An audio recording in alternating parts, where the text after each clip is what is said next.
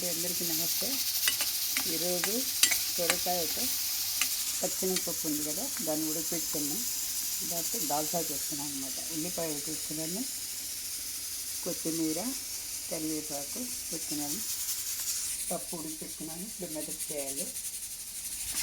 ఈ ఉల్లిపాయలు ముందుగా 2 లవంగాలు, దాల్చిని,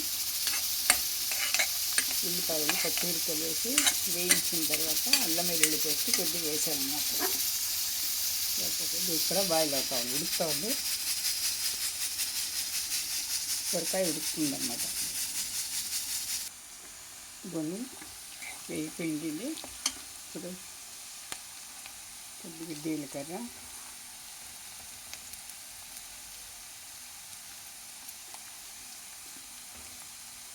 ధనియా పొడి,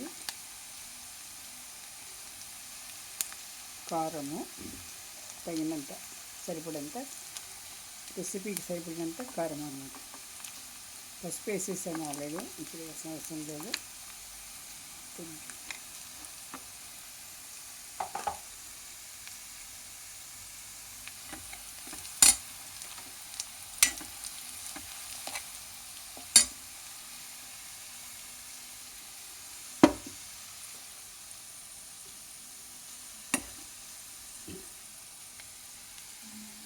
చింతపండు గుడ్డు కూడా వేసుకుంటున్నామండి. చింతపండు రసం అన్నమాట.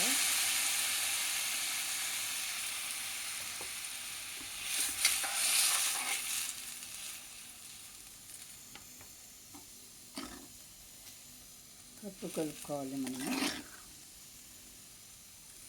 రెసిపీకి సరిపడినంత పప్పు.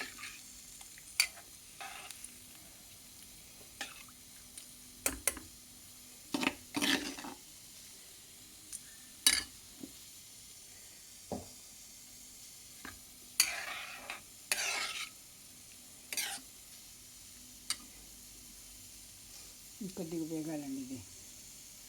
ఇదిగోండి, ఇది బాయిల్ అయ్యేలాగో ఇప్పుడు ఇది పెట్టుకున్న తినచ్చు అన్నమాట. సొరకాయ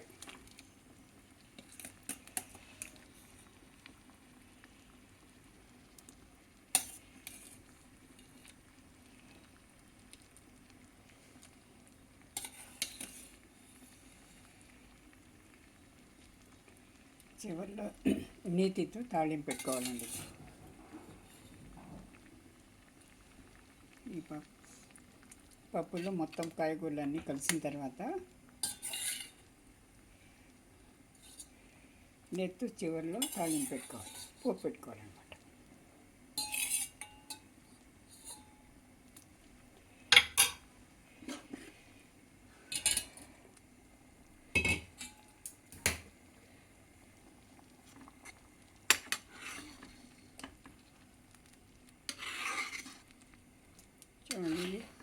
గరం గరం చాలా టేస్టీగా ఉంటుందండి. బగారా రైస్లో కూడా బాగుంటుంది, మళ్ళీ మామూలు అన్నంలో, చపాతీలో కూడా చాలా బాగుంటుందండి ఇది. ఇప్పుడు కొత్తిమీర వేసుకోవాలి. ఇలా నెయ్యితో తాలింపు పెట్టిన తర్వాత ఇది బాయిల్ అవుతుంది కదా, ఇవన్నీ తీసి ఇందులో వేసి అయిపోయిందండి. కాకపోతే చిక్కటి సాంబార్ అనుకోవచ్చు, లేకపోతే ఇది కొద్దిగా దాల్చిన లవంగము అంతా ఉంటుంది. ఇది మసాలా ఫ్లేవర్తో ఉంటుంది అన్నమాట.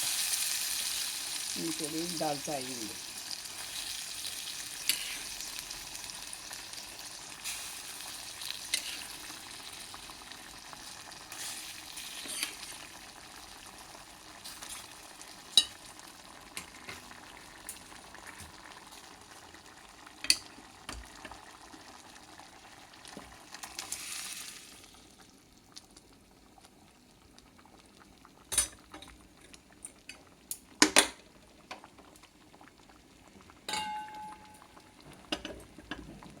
అయిపోయిందండి.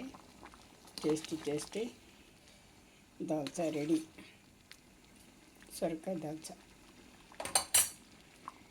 ఇంకొద్దిగా కొత్తిమీర వేసుకుంటే అయిపోయిందండి. థ్యాంక్ యూ ఫర్ వాచింగ్ అండి. ఛానల్ లైక్ చేయండి, సబ్స్క్రైబ్ చేసుకోండి, షేర్ చేయండి. Thank you.